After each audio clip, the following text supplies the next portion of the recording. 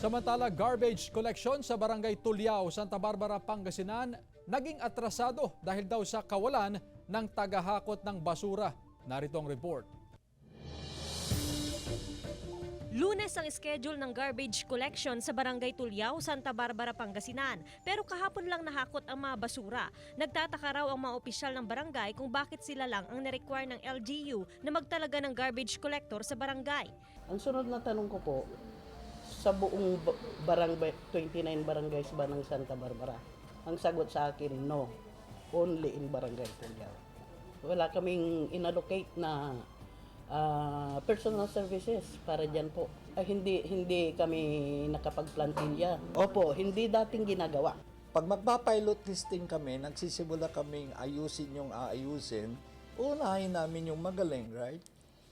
Uunahin namin yung laos. What do you think? Bukod sa pagbabayad sa mga garbage loader at collectors, papalitan din ng barangay ang nakonsumong langis ng garbage truck.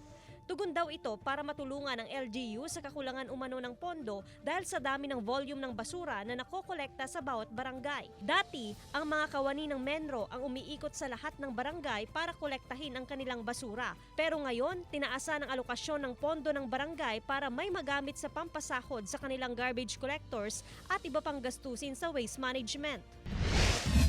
Prioridad ng ilang barangay sa Kalasyaw, Pangasinan ang pagpapatayo ng streetlight sa madidilim na sitio. Gaya sa Barangay Sungkoy, mula sa 4.4 million pesos na annual budget, 20% dito ang development fund kung saan kukunin ang pagpapatayo ng streetlights. Bukod pa sa elevation ng mga kalsada, nauna nang natapos ng barangay ang rehabilitasyon sa ilang drainage system. Naglagay na ng metal cover para hindi takaw disgrasya sa mga residente. Joan Punsoy, One North Central Luzon.